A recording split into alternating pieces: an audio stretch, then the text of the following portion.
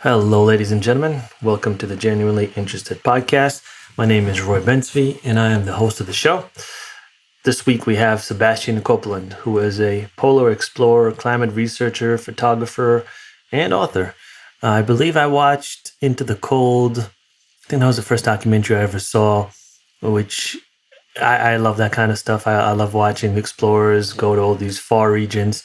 And this was one where I really, vividly remember the documentary, and I've wanted to talk to him ever since. So I'm happy he took the time out. Right now he's in Germany, so 6 hours ahead of us. And yeah, he took the time out. We had a really good conversation, about 90 minutes or so. And I had a blast. We talked about climate change, about politics a little bit. You can't run away from politics nowadays. It's in everything. I believe it's the new religion. So for good or bad, that comes up in every conversation nowadays. So we talked about that a little bit, but more climate change and more about where he grew up, how he grew up, how he came to be an explorer, and how that all integrated into being an explorer and a photographer and someone who really wants to put out the message about climate change. That's something that's just not talked about enough, unfortunately, not via the social media channels, not via the news. So it's important to have these opportunities when you have this long form podcast or format to have open conversations about important topics, about fun topics, but specifically here about climate change. It's arguably the most important issue of our times. It might not seem imminent. It might not seem like it's going to happen tomorrow, but it's happening all across the world in increments, little by little. And it's just not reported on enough because it's not a sexy issue like many other issues are. So it doesn't get the full 24/7 attention in the news that a lot of other topics get. But it is what it is. So that's why we're here and other people are here to bring this conversation up. And with the wonderful magic that is the internet, we can broadcast it all over the world and have people engaged in conversation, listen to it, and hopefully take something from it and pass it on to the next person and hopefully do something. And even maybe, change some minds, change some hearts. That's all we can really do. It is a battle of ideas out there, and hopefully the best ideas will float to the top. That's just how I see things. So I was very happy to have Sebastian on. It was very interesting to hear the psychology when you're walking in the polar regions, and how do you basically not break, especially when there was something that he said that it blew my mind, because the North Pole is essentially a huge ice sheet. You could be walking 10 miles one day, straight line, and because it moves back and forth, you could essentially be at the same location that you started in once the day began. So you walk 10 miles, but you literally haven't moved a mile, which must be so frustrating mentally. And, I think under those conditions, a lot of people might break. It's very, very frustrating. Imagine running a marathon, but being in the being in the starting line. It's frustrating. So it's the mental aspect of it is just as intriguing as the physical, as the threats of frostbite and dehydration and just freezing to death are imminent. I think the mental ability to stay focused and almost like in a Zen state is the most important thing. I do believe mind over matter, and I've had a lot of different guests on this podcast that have proved it throughout their lifetime. A strong mind is the strongest organ that you need. If your mind is strong, the rest of your body will essentially follow. So happy to have Sebastian on the podcast. And yeah, we had a great conversation. He's a super articulate and really data driven, which I liked. So yeah, without further ado, here is this week's guest, Sebastian Copeland. I hope you enjoyed the episode. The Genuinely Interested Podcast.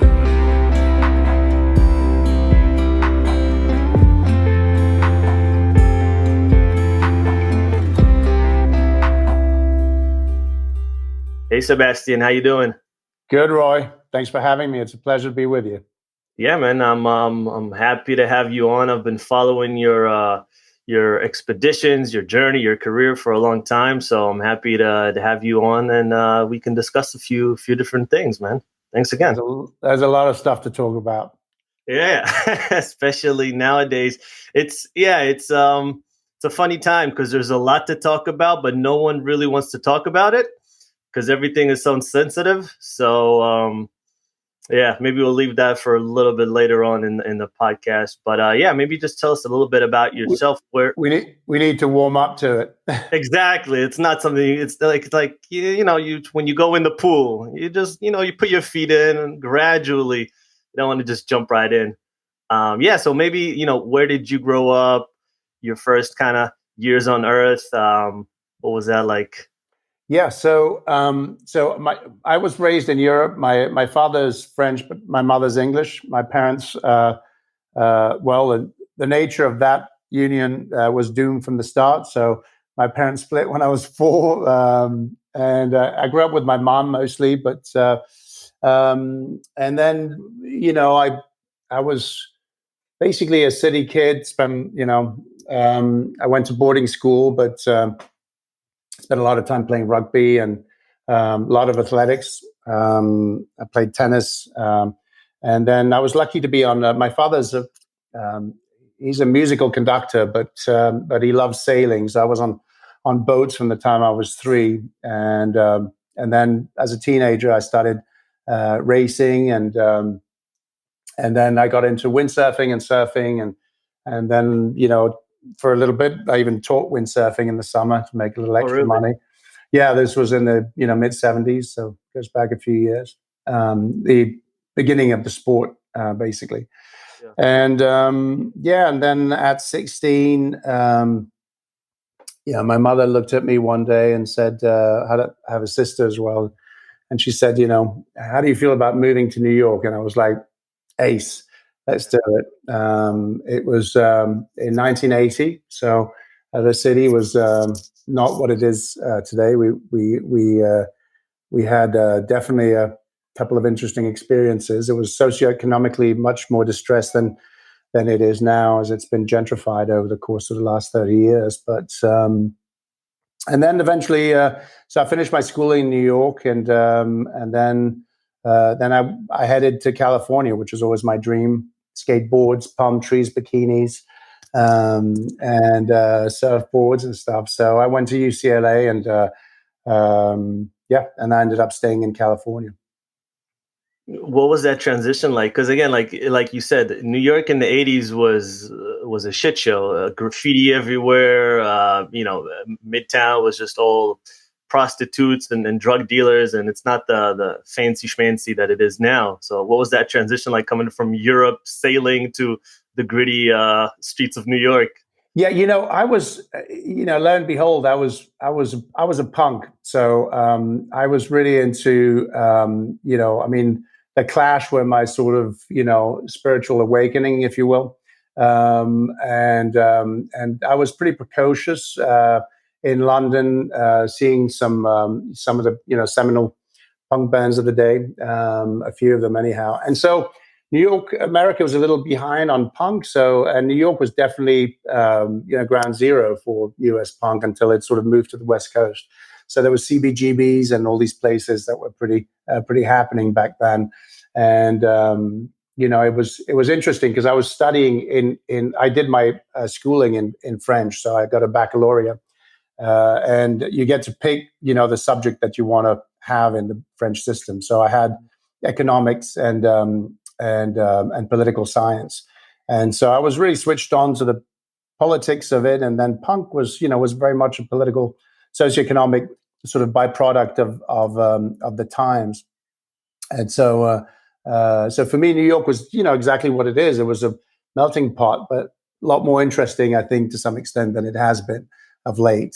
Just brought in all these different influences. It was more affordable, so all kinds of different people could live there. You had the rich and the poor, and everything in between. A lot of artists, and I was definitely thinking that an artist would sort of be in my wheelhouse, and in the end, it got to be a little more complicated. Yeah.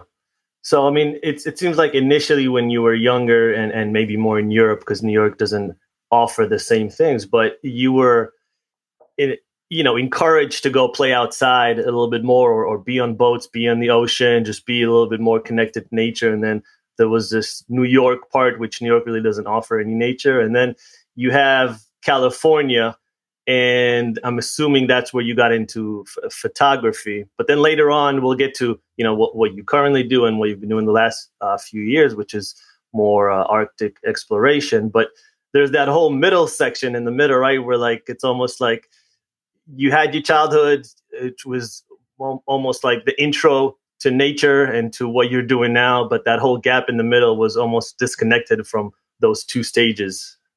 Very much so. I mean, it's in New York. You really have to, you've got to fight for your right to be outdoorsy. It's a very ultra urban environment, and it was ironic because I went, as I said, I went to boarding schools in Europe, and I was very athletic there. And then I came to New York at 16, which is this very transitional age in the sort of post puberty, and very much entrenched in adolescence. And if there's one thing that New York does, is it makes you precocious. You're sort of thrown into the deep end of the pool, and whether it's a sink or swim kind of deal. And so very, very urban, a lot of different influences, but in many ways, that's really what has defined me always, is just both curiosity, which is, I think, probably a defining trait and interest in my development, and at the same time, just the diversity of influences. So there were artistic influences, there were intellectual influences. Later when I went to college, there was definitely a lot of science and environmental science and glaciology, and but art and English as well. So a lot of different influences. And at what point was this in California when you realized you wanted to go into photography? And you were originally a fashion photographer, right? So yeah, it was once again just the byproduct of opportunity more than personal predilection. I mean, not to say that it was not great and attractive and wonderful, but it just came two sandwiches short of a picnic in terms of personal fulfillment in the long run. But moving back a few years, I had, when I grew up, I got on skis early, so that was pretty fortunate for me. I was very lucky that way. I was on the ocean and in the mountains, and when I was 12, 13, I started reading a lot of accounts from polar explorers. So there was obviously Shackleton at the top of the list, but Jack London became a very important writer for me. Wrote the Call of the Wild and White Fangs, and then he had this sort of seminal book of American socialism called Martin Eden, which was also an important book for me. But then I started reading the biographies of Nansen and Amundsen and Scott and the Race to the South Pole and all these things. And by the time I was 14, I didn't want to be a fireman. I wanted to be a polar explorer. But I had absolutely zero idea. I wasn't growing up in the Pacific Northwest, or in Colorado mountains, or, so there was no direct connection to that. But my grandfather, however, was a surgeon, and he was raised in Belfast, but he moved to India early on, and he was an avid hunter initially, and I'm not, but he hunted what you did hunt in India at the time, and that was bears and tigers. A lot of big game hunting. It's sort of what you did in those days. Even my grandmother also killed a couple of tigers. it seems abhorrent today, of course, but Yeah. in the 30s, that was the game in town. But anyhow, the end of the Raj in India, when they were encouraged to leave, they went to South Africa, couldn't deal with apartheid, so they settled in Swaziland. And when I was 12, I started to go visit them, and I was on my first safaris with my grandfather, who was really an adventurous. He'd gone to Botswana and Tanzania in the 30s and 40s, long before it was a thing. And so I had a little plastic camera, Kodak, when I was 12, and I took my first pictures. I still have them of wildlife in both in Kruger, in South Africa, and then a couple of private parks in Swaziland. So that was my introduction to photography. It was always the kind of the adventure angle was always what I was interested in. It was not a very lucrative occupation. Coming out of college, I was lucky enough to be able to take photographs of other things that were more commercial, and somehow that led one thing to another. Yeah. Yeah, I lived in South Africa for a few years. I lived in Africa for many years growing up. So amazing. So I've been to some of these places, and I think at the time I didn't like it that much, but I think in hindsight I appreciate it so much more. I think at the time it was like, oh, they're taking me away from my friends, and every time I have to move, and it sucks, and the difficulty of integrating into a new place each time. But I think in hindsight, it gave me so much that it took me probably a good 15 to 20 years to appreciate it. Is your family in mining, or father in mining, or military? Or? No. He just so mostly construction. So they would road pavement or sure, all that kind of stuff. Gas lines. So he would help develop these places. But yeah, at the time I didn't appreciate it. So I mean, earlier you mentioned that growing up you were reading Shackleton and all these people. And I think there's this romantic notion, right, of exploration, the seclusion, the adventure, the bravery of going to these harsh environments. Did you, quote unquote, fall for this as well? And then on the ground, how different is it from what you read about in the books, or what the notion is? Yeah, it's truly a polar opposite, no pun intended. No pun. To what you expect from a romantic notion. The romance is there, but it primarily happens in retrospect, or before, as a prelude. I mean, you definitely. I grew up with the British sort of history is quite steeped in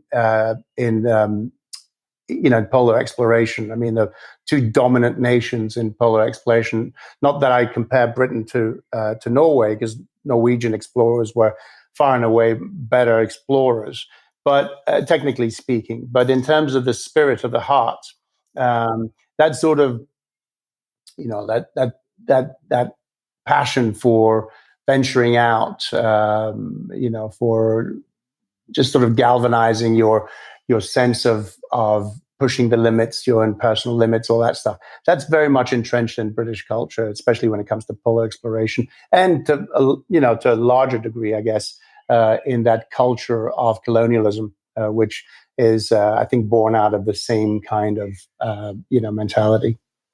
Yeah, I mean, that's something I was kind of thinking about while you were answering this. The English pretty much colonized all but maybe 17 countries or so. I mean, a good portion of the world. And like you said, explorations. And even now, like all these people that break these amazing records, like what's the guy's name? Ross Edgley, I think his name was. He swam around the whole of Great Britain, and just all these amazing feats.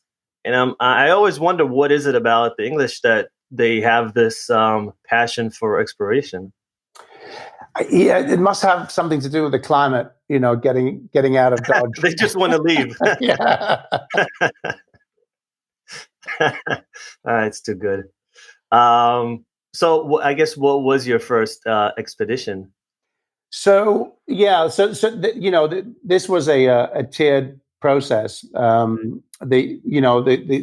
My adventurous spirit was developed over the course of years. When I was a kid, I had absolutely no idea how I would become a polar explorer. But I thought, okay, I'll probably get into that in my second half, in my 50s or something, because I figured it would cost a lot of money and resources and whatnot to go there. And remember that in the history of polar exploration, there was massive gap in the 20th century.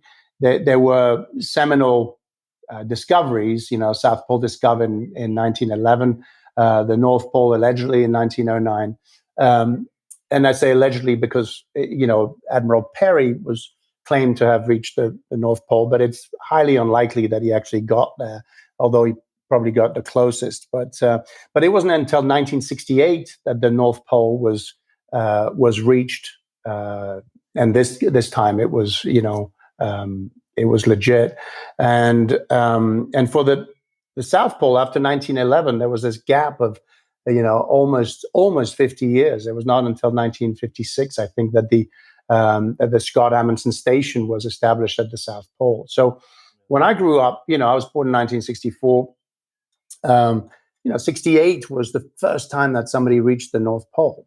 So it wasn't a developed, it was not an industry, even if it's a cottage industry, but it certainly there was a lot of discovering to do.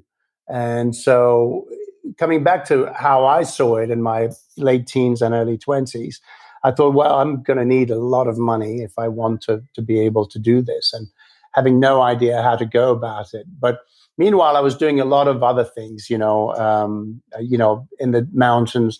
I climbed quite a lot. I was a big rock climber and did some mountaineering as well. And of course, skied a lot, did a lot of extreme skiing.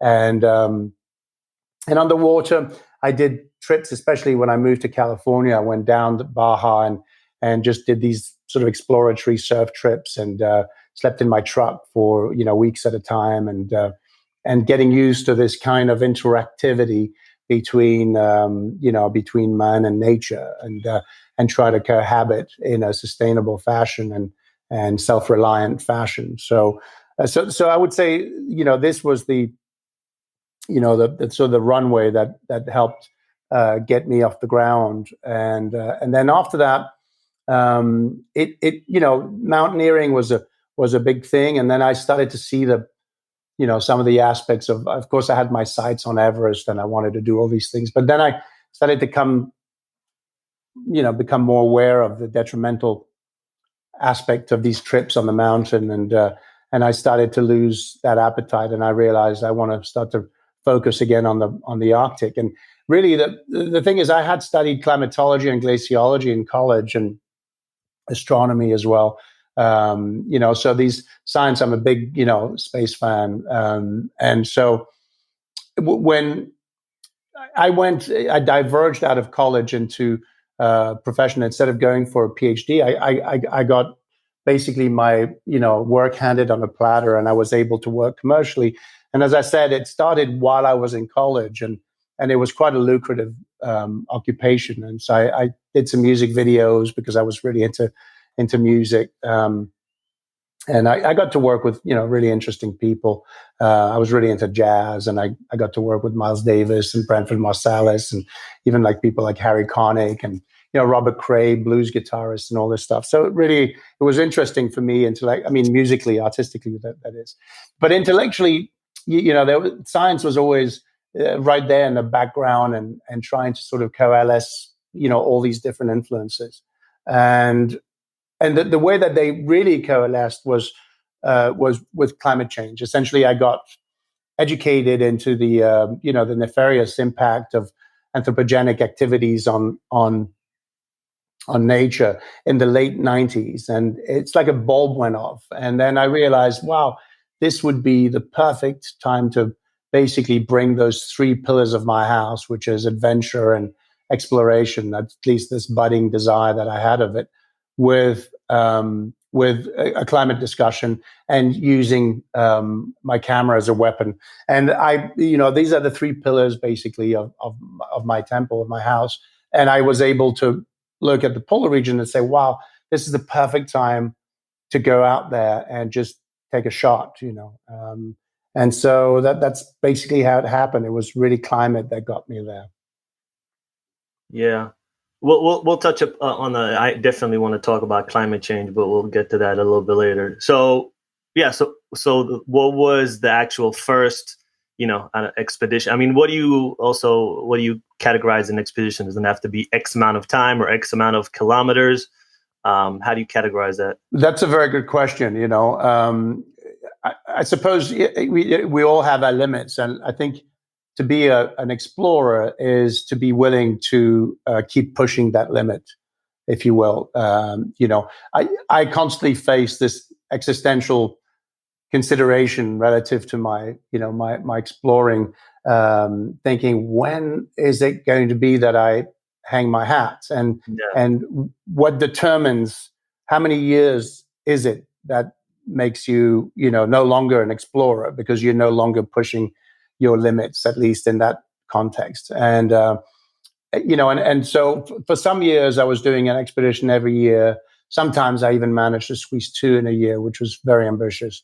And then the years started to stretch, 2, 3 years, and then 4 years. And I'll get back to some more specifics. I understand your question, but the question is, what qualifies it? And I think that what qualifies as an expedition, or at least you qualify as an explorer, is if you're not just relying on one particular accomplishment, or or 2 or 3 or whatnot, but that you're constantly, your eye is set on the horizon, just thinking, where and when am I going to be able to go there?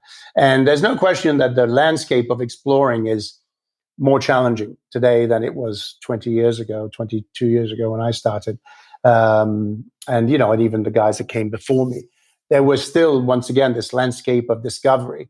And in the age of Google and Google Maps and all the rest, the narrative has changed to a large extent, where this concept of foraging into the unknown, when you're tethered to social media and a satellite phone and real-time communication, it gives it a completely different context. Perhaps bringing it more into the athleticism, a little less into the exploring or whatnot. But in answer to your question, I initially when you start, my way in was basically to create an environmental initiative in defense of the Inuit, who were to be the first victims of climate change, losing their culture and their way of life at the hands of melting ice. So that was my first sort of foray into the Arctic. And it wasn't so much an expedition as much as it was, a bit of basically defraying the landscape, getting a first glimpse into the area. And it was probably a very good one, because I went there initially with a lot of big, heavy, expensive cameras, and was immediately, personally ridiculed for that kind of zealous desire to bring the lower latitudes to the Arctic. Yeah, you're dealing in sub-zero temperatures, where film, because of course there was film at the time and not digital, but film would freeze and sprocket holes would rip, and the equipment was made of metal, so extremely cold in very cold environment. And of course, you had to thread film through the sprockets and everything without gloves, and so it was very much, humbling. Yeah.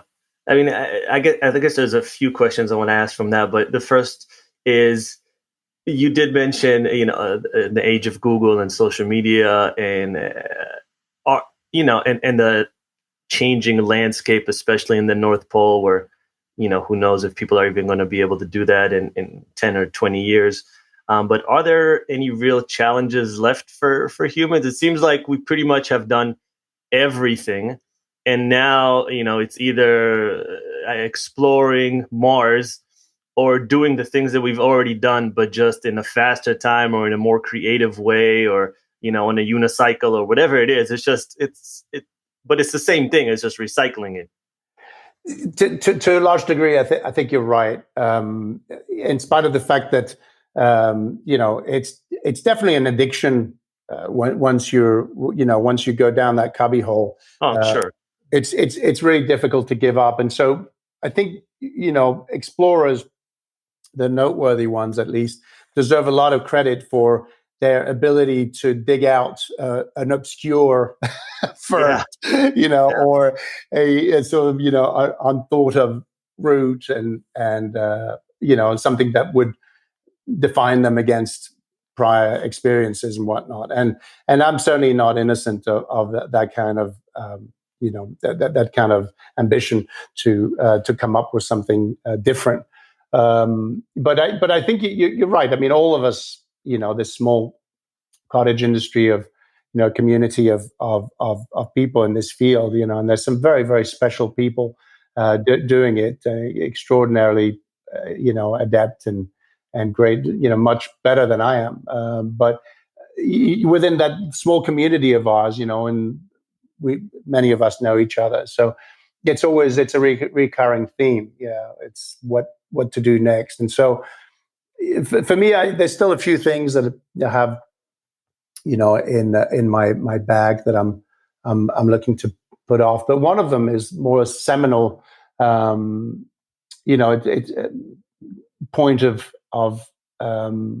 giving us pause, and that is the disappearance of the North Pole, and sort of trying to figure out when and who is going to be the last one to go there. And I purport to be one, if not the one, doing it. Perhaps somebody will get there before me, but though it's certain is that whoever gets there within the next few years is most likely going to be the last one to do it. That's so sad.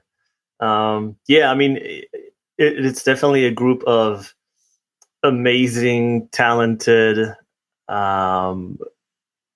people who don't give up no matter what the circumstances. That's why, we have you on podcast and people buy your books and go see the documentaries, because 99% of people can't endure, the cold, the danger, the dehydration, all those things that people go through to achieve these amazing things. It's just, I'm always wondering, like, oh wow, like they've done everything. What are they going to do next? And but they always find something, right? They always like, oh, swim from Miami to Cuba, or go from Australia to New Zealand in a kayak, or there's always, I don't know, skydive off of Everest, whatever it is. There's always something new that someone comes up with, and it's an amazing thing, because I've done a few of these things, like nothing in just mountaineering and some basic stuff, and it's hard. It's not easy at all, and those are just like small feats compared to some of the bigger ones that these guys are doing. Yeah, it's definitely interesting to see the ingenuity and the creativity. There are a lot of things to accomplish. I think where it gets difficult for the polar regions is that it's expensive to go to the to the poles. Antarctica is expensive because it's a continent that's isolated from South America, or South Africa, or New Zealand, and then the north is also, the farther you go, obviously you're out the beaten path, and now all this is utilizing chartered air transportation, and that doesn't come cheap. So the barrier is trying to find money for these things. Is that at the end of the day, for many sponsors, particularly I was privileged to have some sponsors for many years, the same sponsors who were very, very good to me and very loyal.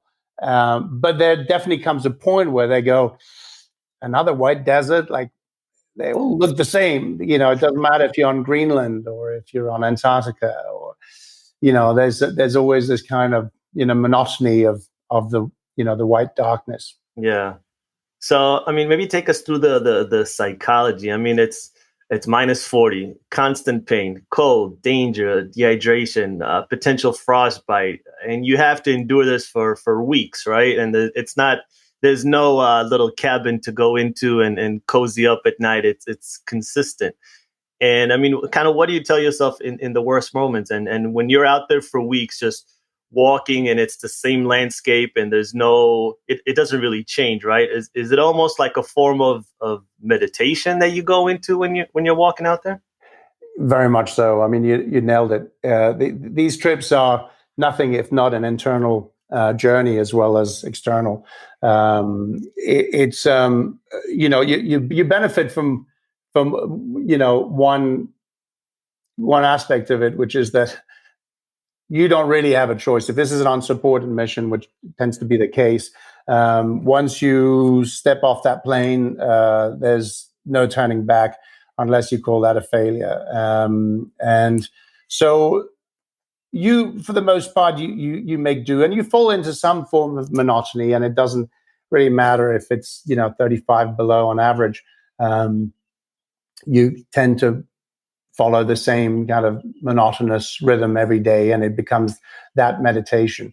But I would take exception with the North Pole, which is an environment that's so hyperdynamic, so challenging, where you're constantly confronted with a variety of life-threatening risks that that are really, really powerful in terms of your how confronted you are with the fragility of life, and one wrong move and that could be the end. So that definitely keeps you hyper focused. I would say a lot more on the Arctic Sea towards the North Pole than just about anywhere else.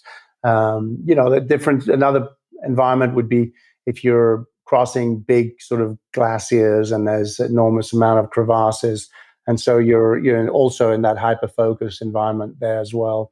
But otherwise, if you're on an ice sheet like Greenland or Antarctica, your point was well made earlier. Yeah, it's true. You don't have a hut or anything. And to that effect, I had the good fortune of crossing Greenland from south to north. It was a 2,300 kilometer journey. And I think it was about 1,500 miles. And I had wanted to do a 24-hour run and see where the chips would fall at the end in terms of distance. And so my partner and I did that on one day where the winds were cooperating, and we ended up setting a record for the longest distance kite skied, and that was 360 miles, so 595 kilometers.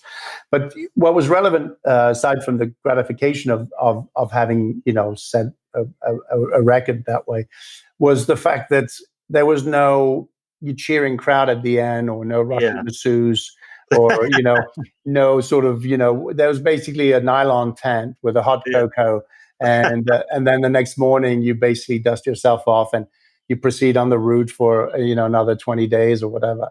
It's humbling. Yeah. So definitely there's monotony there. There's that's got its unique brand of accomplishments, which tend to live mostly in the kind of obscurity of these abstract records, because at the end of the day, who cares what the longest distance kite skied in the world is? You know what I mean? It's not something that's going to be, buying you a new kitchen or retiring. It's just one of those little abstract numbers. Yeah, I mean, it's a very niche community, and I think the it's not necessarily that people will care, but I think there's somebody that's going to do it eventually, and it might as well be you if that's something you want to do. But how do you even deal with the? I mean, it's already freezing. I don't know what the temperature, but I'm assuming it's probably minus 30, minus 40. And then on top of that, you're going at insane speeds. So the wind must just be battering you the whole way, no? When you're kite skiing, well, yeah, except for, the nature of kite skiing is that you don't have headwinds, which are the ones that are the most challenging to deal with. When you're kite skiing, the wind is either at your back or coming to the side, and because even if it's to the side, the pull of the kite is going to put your back to the wind. And so by and large, as long as you've got windproof gear, which goes without saying, the only thing that you have to contend with when you're kite skiing is that your hands tend to be above your heart in positioning where you're holding onto the bar. So circulation can become an issue. And of course, you're going in one direction for hours, if not days or weeks, months on end. And it's sort of like if if you're a skier, it's kind of like, imagine if you had to keep going round and round the mountain on the same leg. So you're Yeah. pressing mostly the downwind leg is the one that's taking most of the brunt. You're carving on that one, and then the other one is just a balancer. So one leg is really getting the brunt of it, and the other one a lot less. So when you're dealing with a trip that's 60, 80, 85, 100 days, it gets to be a grind on that leg. Yeah, you mentioned windproof gear, and that's something I think about so much. Nowadays, we have windproof, we have Gore-Tex, we have thermal, we have Dan, we have all these technologies in the shoes and in the helmets and in basically all the tech and the gear and the clothes that we wear when we're doing these type of adventures. 100 years ago, they had nothing. They didn't have the gloves and the all these different. I mean, they had gloves, but not the type of gloves we have now. And I always think like how hardcore, how strong, like emotionally were those guys to just suffer through that, where they just had like some wool jackets and somehow they made it through. Yeah, well, I mean, the truth is they had appropriate gear, or at least Really? gear that was designed to nothing compared to what we have today. I'll give Yeah. you that, both in terms of weight and hygiene and all kinds of different parameters. But Roald Amundsen spent a lot of time with the Inuit before he endeavored to cross the South Pole, and from them he learned to wear animal skin, which were windproof and super super warm. Hygienically, it was a different issue, of course, because you end up sweating quite a bit, and it stinks, and there's a lot of things going against it. So I'll take Primaloft and Gore-Tex, whatever, any day over that. And then the Brits were definitely not as schooled in polar travel from the Inuit, which, let's not forget, had 4,000 years of living in these northern antagonistic environments, and they figured out quite a few things with both igloos and and how to generate heat. But the Brits, and Shackleton and Scott and these guys, they had wax covered garment, and then of course wool. And needless to say, it was definitely a formula that was very, very inferior relative to what the Inuit had figured out. But it was windproof, for whatever it's worth. And then the wool was, if you have wool and windproof, in many ways, it's a little bit like we have today, except today is merino, which is merino wool, which is bacteria, friendly. And then you can have, as I said, Gore-Tex or different type of materials that. And now I've seen some new technology. I forget that, it might be Aerogel, or it's something that NASA uses, and it's supposedly you can go as below as like -40, -50 in it. It's something crazy. I've never used it, but I just saw it. Is it the guys from Falcon 9 what they were wearing? Because I mean, you have to say that was pretty wimpy looking outfits. I mean, when you compare to what they wore in 1969, no, I mean, I'm joking, because I was so excited last week when Falcon 9 went out, and but they came in with the Teslas and those little kind of white plastic suits. It looked like a 1960s vision of what the future would look like. Yeah. He always goes above and beyond, man. Elon. He does things differently. Listen, the guy's he's the best disruptor ever. I mean, ever. He's amazing. Yeah. Yeah. We need more Elons. For sure. More Elons, less Trumps. So you you mentioned sweat a little earlier, and that took me, because I remember I was watching one of your films, and you basically, so in the Arctic, you're pulling about 200 pounds of just your life support, but you're essentially not allowed to sweat, because if you start sweating too much, you can your body basically will freeze once it cools down. Correct? So how do you regulate that? Yeah. So in terms of the weight, obviously that varies greatly according to the distance, because the bulk of the weight is divided between what your the gear that you're going to use no matter what. And so by the time you reach your objective, it's going to be that amount of weight, and then the rest is fuel and food, and so depending on the distance, some trips you pull 400 pounds, and Yeah. I've done Oh, quite wow. a few of those, and in terms of your question was the sweat. So my friend Maddie McNair, who's sort of she's a bit of a polar guru, and she was very instrumental in early in my career. She gave me a lot of pointers, and now she runs a course even up there. And but I got to befriend her while I was up there doing initiatives with the Inuit and whatnot, and so we became friends. And she has this thing where she goes, "You sweat, you die," which is a bit of a hyperbole, but it's not untrue. I mean, the reality is, in polar environments, you're doing aerobic exercise where your physical output is intense. The heart rate goes up, and so your body temperature goes up along with it. So if you're of course in a normal context, you would be sweating profusely for doing so. And the problem with sweating is that the fabric of your clothing gets to be wet, and your body temperature may neutralize that cold while you're at full exertion. But as soon as you stop, if you're in 30, 40, 50, 60 below, this is without windshield. The worst I've had was 63 below without wind.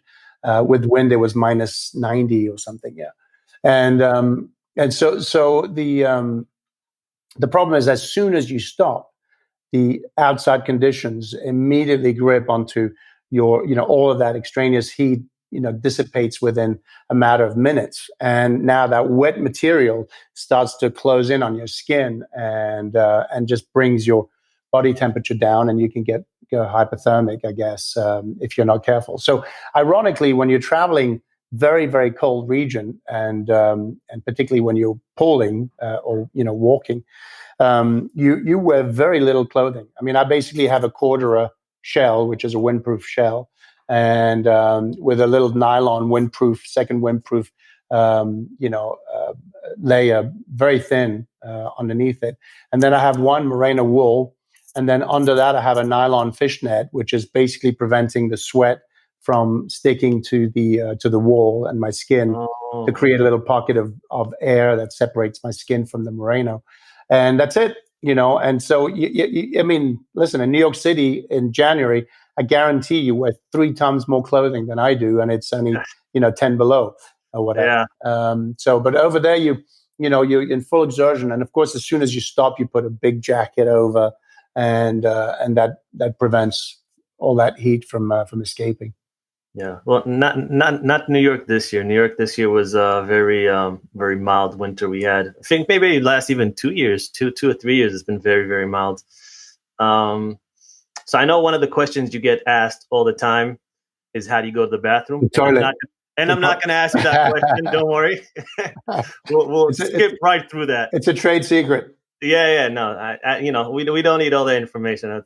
we can guess.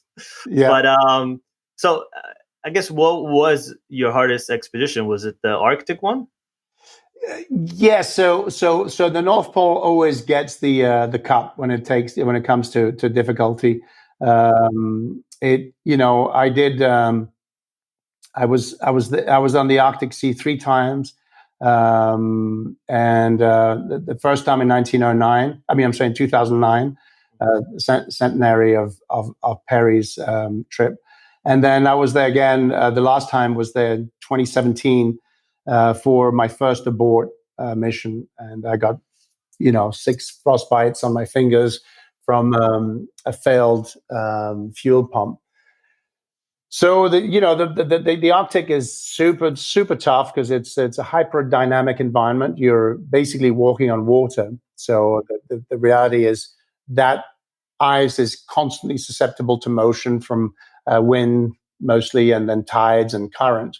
So as it moves, doesn't move sort of in this homogeneous way. It cracks, and when it cracks, it reveals the ocean that's below in what we call open leads.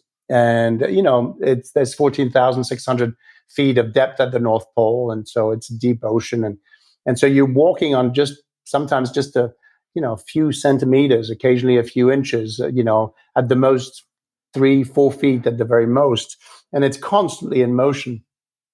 And what is relevant about that is that there's there's the transpolar drift, which comes from Siberia and moves towards Greenland, which is essentially in the opposite direction of where you're walking when you come from Canada towards the North Pole. So you're essentially on a treadmill, and it's the polar treadmill, the Arctic treadmill, where sometimes it's happened that I woke up in a spot that was behind the day's journey from the day prior's journey, and so I'd put in 14 hours of really you really fight for every single mile, and then you go to sleep, and the drift is so strong that you wake up and you're a certain decimal point on your GPS behind where you started the day before. So you could essentially be walking a straight line for the whole day for, let's say, I don't know, 10 miles or so, and then because of the ice drift, you could essentially be at the same location that you started the day. That's correct. Yeah. I mean, you may be on a drift that could be 12 miles in one single day in a 24-hour period, and that's if you do 12 miles, you're doing very well, very very well on the polar. Because the other thing is these open leads is not the only challenge. When two plates come and collide, they don't just stop where the ice is, because you have that force that is moving these, billions of tons of ice. And as they collide, they sort of crumble into these walls of ice, that can vary between a few inches to, up to 15 feet in height. And these walls of ice that we call pressure ridges. And that pressure is the defining characteristic of the Arctic Sea, because every time the leads are more occasional, although they're currency there, but the pressure ridges is what's left after days and after years of breaking up. So it's constantly broken up. It's not this even terrain that you can't kite going to the North Pole because of the pressure ridges. And so every time you see a pressure ridge, you've got to pull your sledge, which is 200, 300, 400 pounds, and obviously gravity works the same over there as everywhere else. So it's no fun.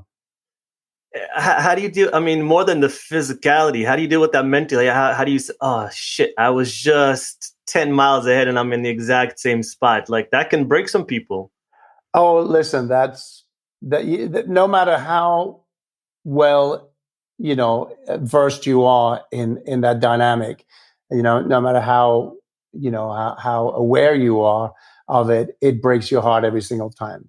Yeah. So it's going to happen because that's the predominant drift. That's the direction that it goes. And that's going to happen. That you'll travel 20, 22%, sometimes even a little more extra miles than you would normally have to. So if your journey is 1,000 kilometers, you're going to travel at least 1,200 kilometers. And that's, the extra change. And in spite of that, every time it happens, you look at your GPS. And if you stood at the North Pole, like literally at the North Pole, in fact, it's really difficult to line up your GPS to 90 degree north because the ice is constantly in motion. So if you stood at the North Pole, the numbers, the decimal points would constantly be shifting. And to try and actually be at the North Pole can be a struggle. Like it's happened to me. It would take me 10 minutes to actually line up the zero so I can take a photo of my GPS. Yeah. Doesn't the actual thing though move as well? If that whole continent is moving, that whole ice shelf is moving. The I don't know the name of it, but that ball that they have at the North Pole, right? Or is that on land? Yeah. So that's the South Pole that you're talking about. The North Pole is basically a thin crust of ice over an ocean, and it's constantly moving. And so the North Pole. I got it mixed up. Yeah, the South Pole it also moves incidentally, but we'll get back to that in a second. Okay. It moves incrementally, just a few inches a year. But because an ice sheet is always on the move, basically. Yeah. But the North Pole is basically an ocean. So imagine if you put a cork on an ocean and you came back, a few minutes later or a year later, obviously that thing is going to be a goner, right? So Yeah. the only difference is that it's not as small as a cork, but it's the same principle. It's pervious to the currents and the wind and the tides and everything. So it's always moving. And so if you planted a flag at the North Pole, it would be completely irrelevant because seconds later it would just no longer be at the North Pole. The only place that's constantly at the North Pole is at the bottom of the ocean, whatever that spot is on the cardinal point, the axis over which the planet rotates. That's going to be the geographical point that is constant. Yeah, no, I got those mixed up. Because I remember the thing, but I guess I got them mixed up between the north and the that's yeah. fine. It happens a lot. Yeah. Have you ever had any incidents? And this I won't get mixed up. On Antarctica, no bears. Polar bears. Pole, That's right. Polar bears. That's right. That's a perfect peanut conversation. I mean, trivia at the bar. Yeah. It's penguins at the South Pole, polar bears at the North Pole. Yeah. Have you had any interactions with them? Oh yeah. You're definitely going to get. Well, you don't always get an experience with the bears, but I've gotten to be on a first name basis with some bears for sure. Yeah. I mean, I was tracked and charged 3 times while I was alone on the sea ice once by a hungry female. Wow. I was tracked by a male, a curious male who just followed me, and I only realized by turning around that it was there, and I have no idea how long it was following me for, because you're also completely insulated in your little world. You've got your fur ruff around your face, which protects from the wind, and then you're often, you're pulling heavy loads, so your body is leaned forward at a certain angle, which means that you're primarily looking towards the ground. And every time you look up to see where you're going, it kind of puts a little pressure in your neck, so it creates a bit of a, that kind of compression in the discs of your neck. So you end up just spending a lot of time just looking straight down until you realize, I should probably look around, make sure there's no polar bears. Yeah. And lo and behold, one time there was one right there. So, yeah. I mean, look, you don't travel in the polar region without a weapon, but it's not to say that you may not get surprised. Polar bears are super bright predators, apex predators, of course, and very intelligent in their environment, great hunters. And if they want to get you, they definitely have the upper hand. Yeah, I mean, you're essentially the perfect prey, right? Like you're slow, you're usually like bright, colorful clothes, and they can smell you like 40 miles away. And other than a weapon, there's really like you can't swim better, you can't run faster. There's really nothing we can do against a polar bear, essentially. Not if it wants to come get you. I mean, what's working in your favor is that most polar bears will have never seen a human, and that you definitely don't look like a seal. And in fact, you don't smell like one either. And I don't mean that in a good way. A polar bear likes that sort of oily, blubber, fish smelling sort of, skin of a seal. And humans tend to stink in different ways, and particularly in these kinds of missions. So they'd look at you wearing an orange suit or whatever it is whatever color you've got. And curiosity is going to be the first barrier for them before they engage in an actual charge. Also a bear. I mean, most of the time on the Arctic Sea, a bear is going to be lost.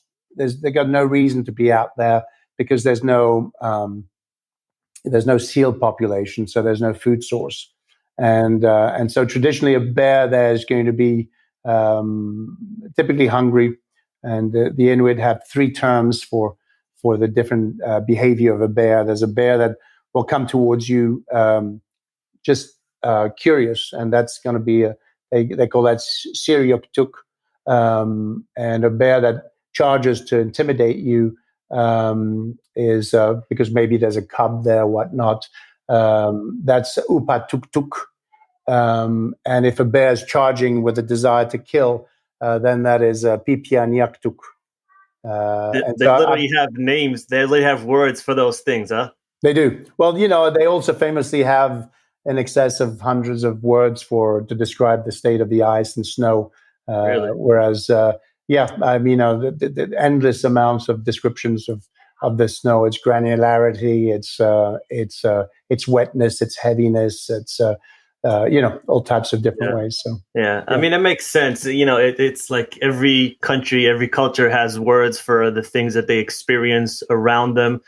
So it does make sense that if that's part of their experience, that they would have those words. Absolutely. I mean, look, I'm pretty certain that out of context, an indigenous population would probably find it weird that we have so many different brands of jeans. Yeah, that makes sense. So, I mean, let's make a little bit of a shift towards climate change. First of all, did you see the massive Russian oil leak that happened? I think it was last week. Over Yeah, 20,000 tons and just all went into the Arctic Ocean. in Norlisk, in Siberia, sure, of course, I saw that. Yeah, It yeah. I mean, barely made headlines. well, let's just be fair on that front. Not to say that an environmental disaster of that nature happening in Siberia would necessarily grab the headlines, but we've got a lot on our plates these days. So in the midst of Floyd and all the commensurate rioting and marches and protesting that's been going on, but nonetheless, Nordisk in Siberia. Yeah, look, this is nothing that is out of step with what's been predicted for so long. The economic and socioeconomic implications of climate change and the costs both to nature and, of course, to people and industry as well. This is a lot of copper mines down there and a lot of mining activities, as well as natural gas and whatnot. And all of that infrastructure is built on permafrost. And of course, as the permafrost thaws, everything from transportation to buildings and infrastructure is now susceptible to structurally losing its ground. And that's basically what happened there. All the more reason to, And it's massive amounts of methane that are being released from that permafrost, right? Without a doubt, yeah, that's one of the feedbacks, big feedbacks of the permafrost is all of that trapped carbon. I mean, you have to understand that over the course of the last 6 million years, the oceans has ebbed and flow up to 200 meters in differential from the various ice ages. So, of course, when it freezes, the ice sort of condenses and freezes, and oceans sort of recess and drop, and that's in fact how cultures from Asia crossed over the Siberian into Alaska. It's when the ocean dropped by about 200 meters, and then of course when it melts, it rises. And so during that process, you had all types of pine and peat bog and all kinds of vegetation that generated all this carbon that got trapped into layers upon layers of vegetation. And then when it got frozen, all of that methane got trapped, all this carbon got trapped in it as well. And as we're thawing it, this becomes a real consequential threat, an existential threat actually, to everything alive on this planet. Yeah, it's one of those things people don't really talk about. It seems like cars and now food has started to gain more traction. People are realizing that meat heavy diet is not the right way to go. But there's so many other factors that with climate change and this is one of them that people don't really talk about, or it's not even people. Maybe I think, if you look at the news cycles, right, you have political instability, COVID, social justice issues. All those things are getting massive headlines, as they should. Right, it's 24/7 news cycles, but for some reason, educating the public on climate change issues and just giving people the facts doesn't seem to get the same type of airtime on the news that some other topics. And this is arguably the biggest threat to our existence. You would think this would get airtime just as much as anything else. Yes, I mean, obviously the the science and actually, to be absolutely fair, having access to data and to information has never been easier. As well, it should be, given this sort of opening of information channel through the digital age. But and within a certain type of media, there is a constant cycling of information that pertains to the transformations happening around the world from climate.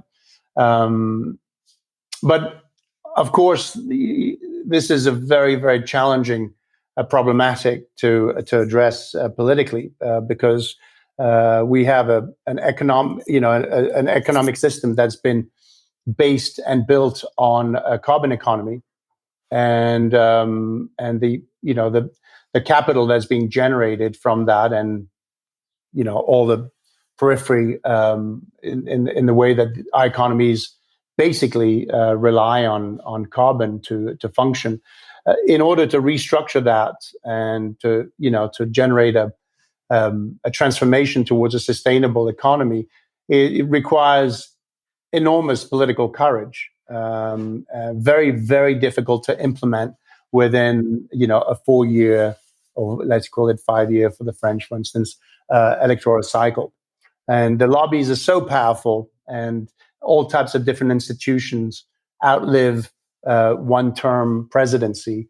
And so this makes this issue as complex as it is to resolve. And there's definitely an argument to be made that it may not get resolved through our constitutional democracies. That a different type of a political system may be required in order to do this. Yeah. I mean, you touched upon this a little bit, but how do we combat the huge? Because we are living in the era of information, but we're also living in the era of mis and disinformation, and these disinformation campaigns are happening all across social media, and even on the news, they'll bring up panels as if it's like a debate, right? Like it's not a debate, but they'll bring on this side and this side, and this is what X thinks about it, and he's from this political spectrum, and this is what X2 thinks about it, and he's from the other side of the political spectrum, as if it's an actual debate, which it's not. But how do we combat these disinformation campaigns all across social media about the non-existence of climate change? I mean, it's like saying smoking is good for you, or the Earth is flat. It's on par with that in 2020. For Absolutely. me, Absolutely. I mean, look, there's been a very smart marketing campaign that's been waged against, this climate discussion that dates back to the 80s. From the time that traditional industry did legitimate work towards understanding the implications of climate change, and by that I mean ExxonMobil's and Total, and large, huge conglomerate of fossil fuel industry. And the result of their findings was that, yes, carbon dioxide into the atmosphere raises temperatures, and potentially to very dangerous levels for the health of various ecosystems. And that became an existential threat to their business model. And it was in the 80s that that different special interest, and in America, the Koch brothers come to mind, David and Charles Koch, who spent enormous amounts of money in small increments, and we systematically funded a counter-information campaign from little guys, 5,000 here, 15,000 there, up to 50,000, if you will, for a quote-unquote think tank, in order to spread this kind of disinformation data on climate change, to generate the illusion that there was a debate. Now that went on, from the 80s, when they started doing it, spending up to $100 million a year in these small increments, which goes quite a long way. You take that into the information revolution of the digital age, and this mushrooms like a cancer, right? Where all of a sudden, these little sort of data sets of counter-information propaganda gets to propagate this sort of counter-information campaign that permeates society and forces the media to consider that, that there may actually be a debate on the question, divorced entirely from the fact that there is no scientific evidence, or if it is, it's sort of cooked up, or or just formulated without context, or even better yet, completely invented. And this internet age makes very difficult the task of vetting the data that comes out, because so much comes out of it. I mean, I just got I'm part of a few different data sets that I get, and I was looking at how many websites there are out there on the net, and it's something like 200 billion. Yeah. It's just insane. So you can't. There's no way of vetting anymore. I mean, this is the end of truth. I mean, in the end, we're at this sort of crossroad of if for those of us who like empirical science and empirical data sets, proven by a postulate that's been the thesis of which has been proven and counterproven and synthesized, and now we're opinion makers. If they have a bigger soapbox than scientists, have more credibility. I mean, if you look at all these idiots on Fox News who spew out all this, counter information that repudiates knowledge and science, it's shocking to see how much credence they get in mainstream society, where people are absolutely willing to buy into whatever it is that they're saying, and this makes a much somber sort of realization about the nature of values, in which I'm 56 years old, and I feel I never thought that's the beginning of our conversation was that I was a punk, and I really didn't think that I was a traditionalist in any way, and in fact I realized that I'm just a guy who likes to base my decision makings on data that's been proven. And today it's not the case. And I'll go even further. I don't think that people really care about information in the way that they repudiate science, and they don't really care about freedom either, as long as they've got enough money to spend. So yeah, well, we're living in a weird time right now where tribalism is at its peak. Echo chambers are happening all around us, especially on social media, and then the algorithm is built for that. They'll only show you people that you agree with, so you think that you're the smartest person in the room and your opinions are what matters, and you're always right. And then with the tribalism part, it's like people don't really care if they're telling the truth, because their side is telling them that the other side is against them and they don't share their same values, and they're going to try to ruin your way of life. So essentially, even when the other side, and I'm not saying which side is what, but when other side listens to the facts from the other side, they're just saying, oh no, this is all made up. This is not something we agree with. And our side told us not to listen to you.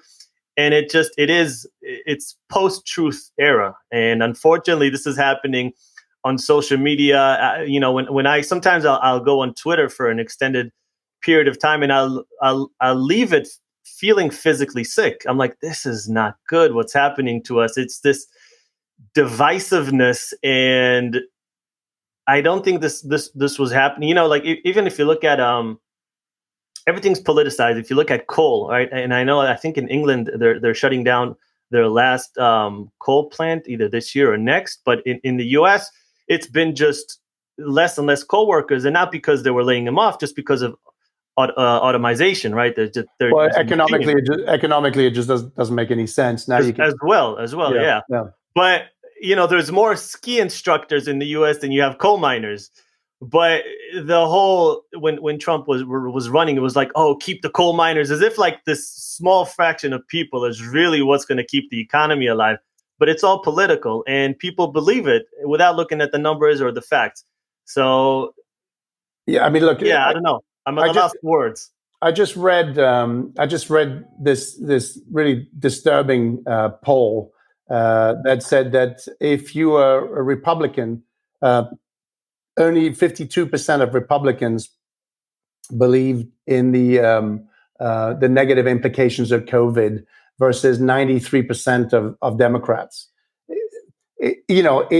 this, as well as anything else, because it reflects climate change, and the study was about perceptions of climate change and as it related to COVID.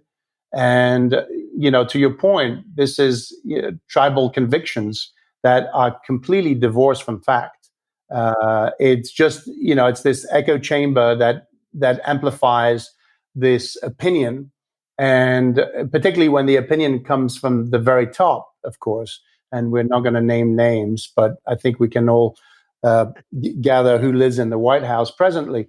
And, if you amplify that level of nonsense, whether it's to put detergents in your lungs or put some strong lights, where the sun normally don't shine, I mean, as if somehow that's going to have an impact on it. And, and I just saw another statement that came out of the White House today saying that, that COVID was crushed in the US, and never mind that, that there were another 2,400 cases, I'm not sure which state, and another 2,000 in this other state in one day. I mean, just the nature of this disinformation is amplified by the channels that are tribally aligned with your political convictions. And by the way, not even that. I think it's not even political convictions any longer. I think it's just purely tribal. I don't think there's ideology left in it.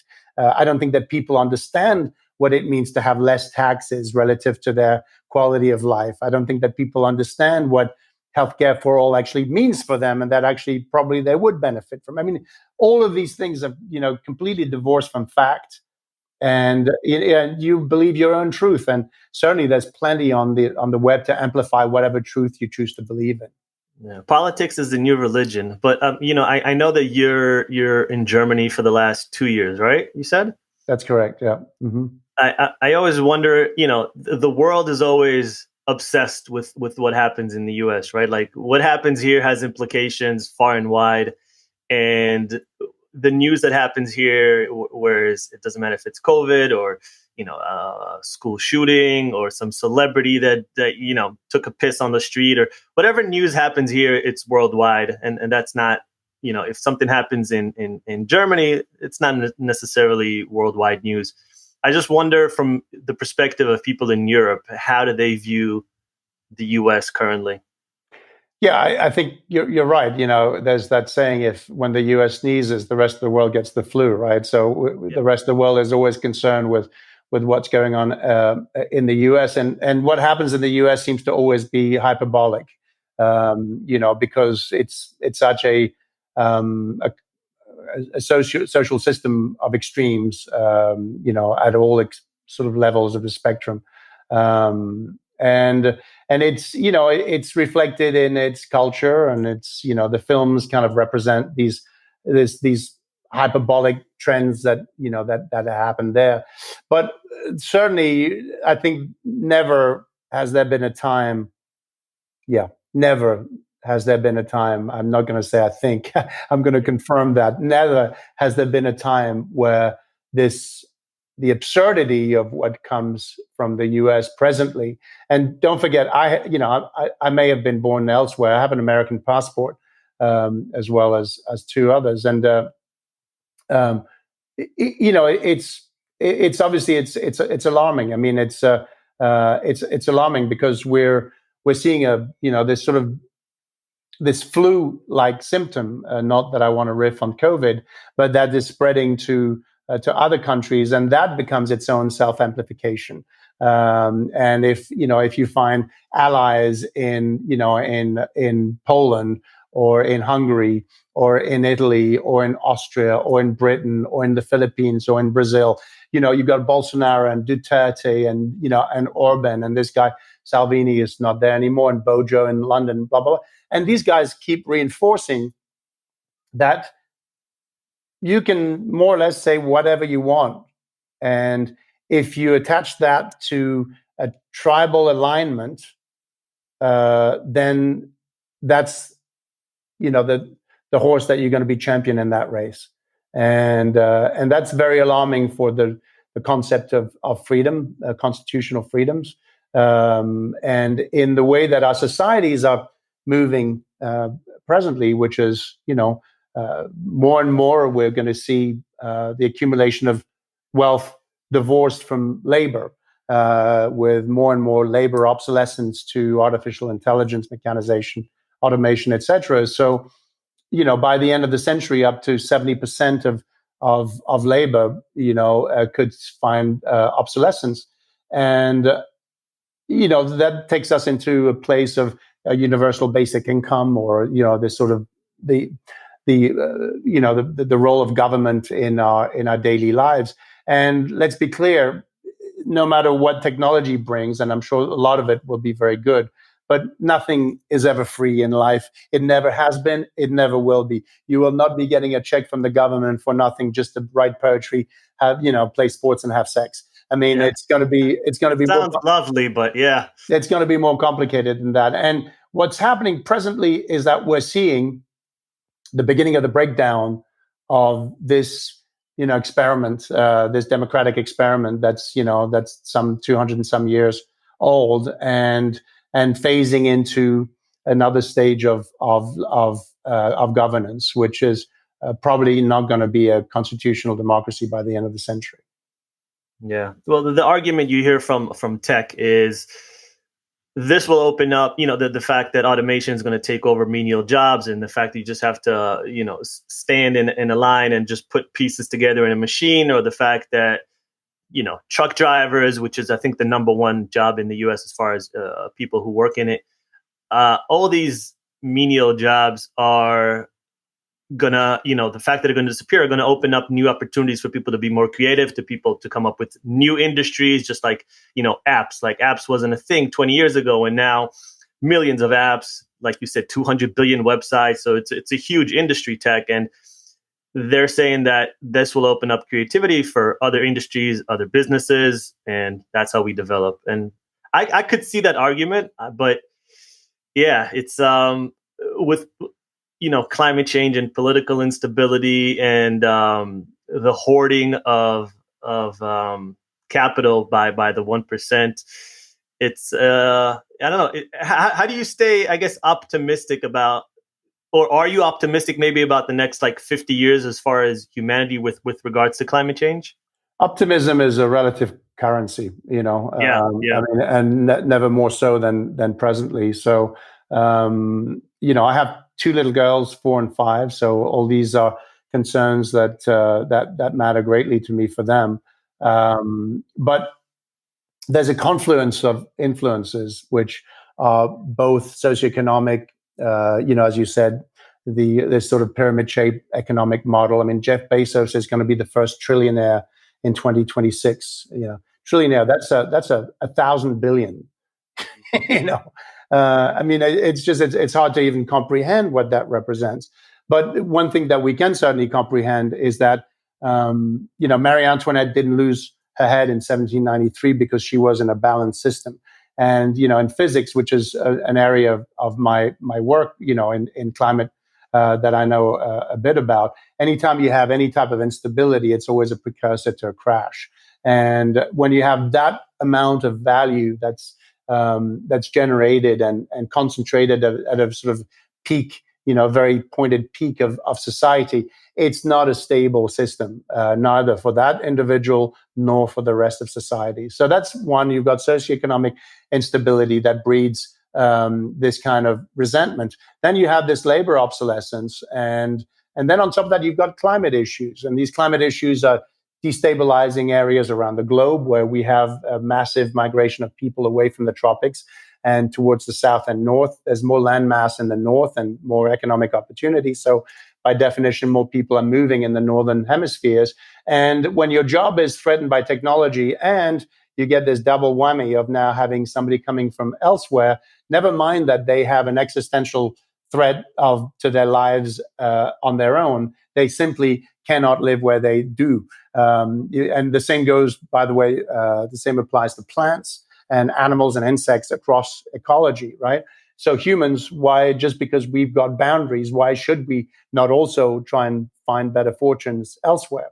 And so, but of course, if you're losing your work to labor, the labor to your jobs to technology, and now you have this influx of individuals, all it takes is one individual that comes out and says, keep, keep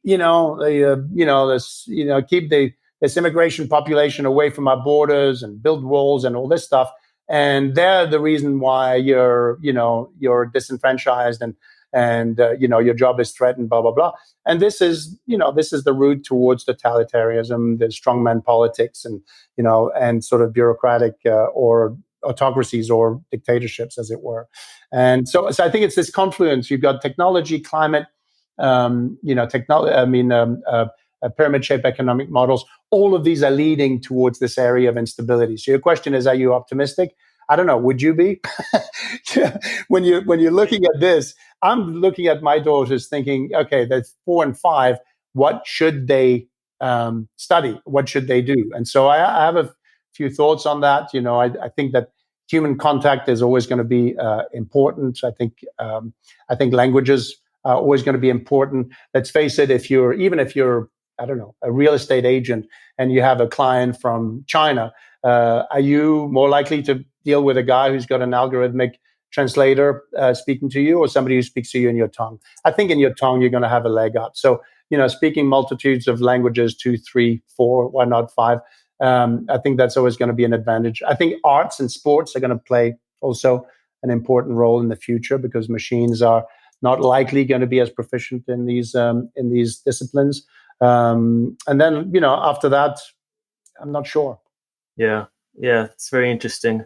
I mean, I think with regards to Jeff Bezos and Bill Gates, it's one of those things I go back and forth, right? It's almost like, because they are billionaires, they are automatically these evil lords that loom all over, above us. And with Bill Gates, like this, with COVID, when COVID hit, like this guy's trying to solve sanitation issues in Africa. He's, he's trying to find a vaccine for COVID, and he was vilified the whole time as if like there was actual memes and a lot of people talk about he's responsible for COVID, which is ridiculous. And then you have Jeff Bezos, who I think 25 years ago, he was in a little office with a marker that said Amazon in the background. And now he's this billionaire on trajectory to being a trillionaire, but he's not some African dictator that hoarded and stole money from, he worked for everything. And I think recently he put in an initiative for climate change, and he 10 billion. donated, how much? 10 billion. $10 billion. So, and then do you cap people? Like, do you limit people on how much money they can make? I mean, he has a product, a service that the whole world uses and they love it. And we all use it. I use it all the time. I'm just as guilty as anyone else. So, I mean, what do? Do you limit people on how much they can make? Do you know what I mean? It's a tricky thing. Well, it's tricky because we're still looking at everything through the prism of this, this constitutional democracy that we've all, grown to revere and revere, that is, and admire.